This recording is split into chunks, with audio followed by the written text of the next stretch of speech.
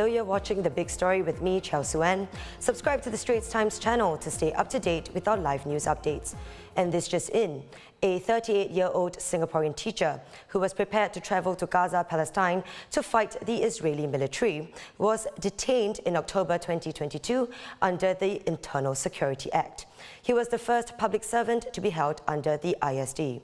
Muhammad Khairul Ridwan bin Muhammad Sarip, or Khairul, who worked for the Ministry of Education, was ready to travel under the guise of humanitarian aid to join Hamas and its military wing in armed combat against the Israel Defense Forces.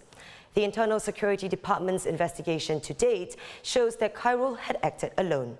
There was no sign that he tried to involve others in his plans to travel to Gaza to carry out armed violence. There is also no indication thus far that Khairul harbored any intention to carry out attacks in Singapore. Khairul is the first national schools teacher detained under the Internal Security Act. He had made plans, concrete plans, to go to Gaza. He wanted to help Hamas, others, join them to fight and engage in armed violence. This is very serious.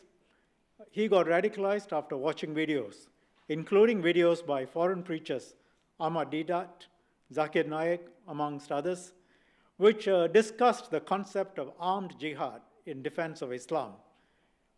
About 10 years or 2012, 11 years ago, Khairul thought of how he could go to Gaza after coming across a poster on Facebook titled Panggilan Jihad, or Call to Jihad.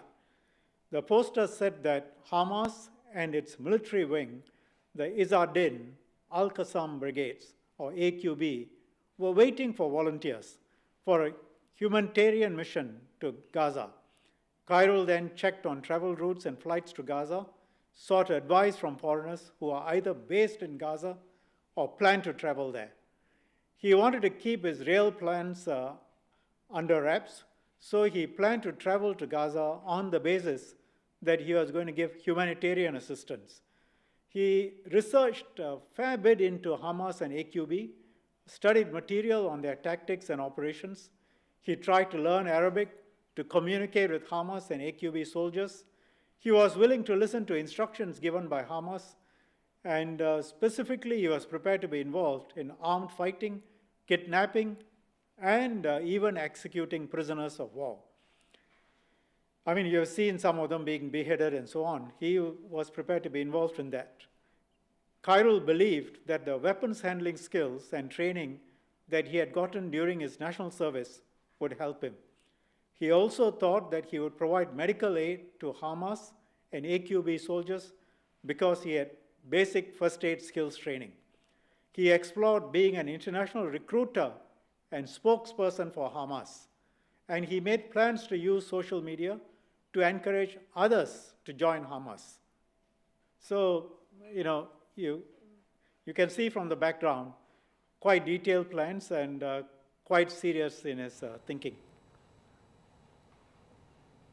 Mr. Shanmugam shared that Khairul also holds segregationist and hardline religious beliefs and had attempted unsuccessfully to influence his family members and children to also hold such views. He forbade them from celebrating birthdays and posted videos, including one that said Muslims should not wish Christians Merry Christmas. But there is no indication that he tried to do that in school. As far as we know, there is no evidence that he tried to influence his students. These specific beliefs on armed violence in support of Hamas and so on. An MOE spokesman said that Khairul has not been teaching any classes since October 2022. Now, for more on this case, visit straitstimes.com for the latest as it develops.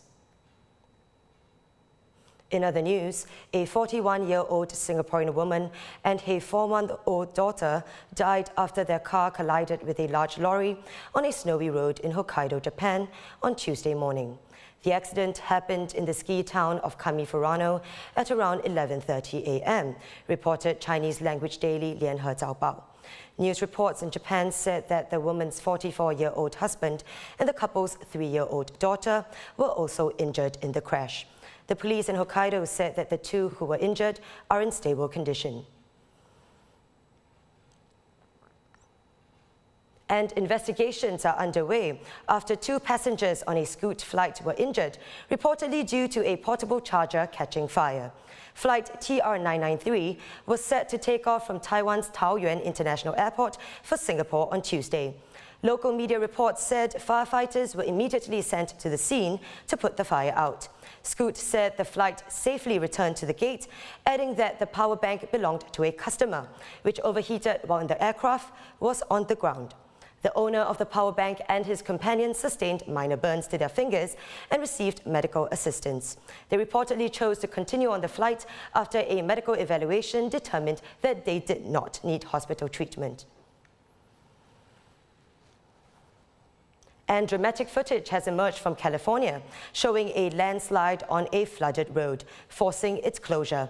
It's the latest in a series of incidents since torrential storms and flooding began in late December, submerging neighborhoods and forcing mass evacuations. Forecasters say most of California's 39 million residents can expect heavy rainfall of up to 5 inches near the coast. More than a foot of snow to the west and wind gusts reaching 65 miles an hour across the state over the next few days. Former talk show host Ellen DeGeneres tweeted this video, showing the raging waters behind her. This creek next to our house never flows, ever. Probably about 9 feet up, and it's going to go another 2 feet up. We have forces ready to evacuate.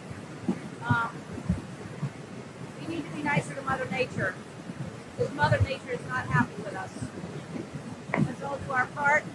Stay safe, everybody.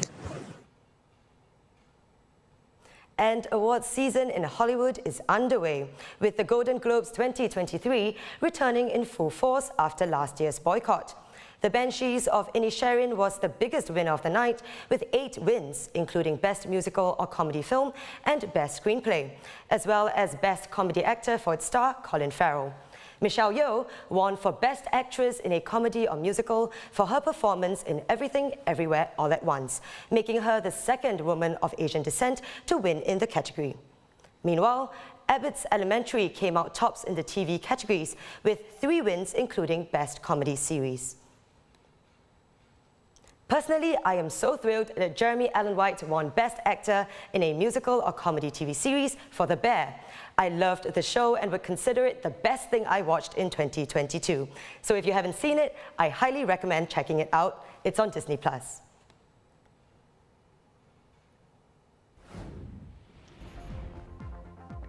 And those are our top stories for today. Visit straitstimes.com for more news and our YouTube channel for more videos. Subscribe by hitting the red button below.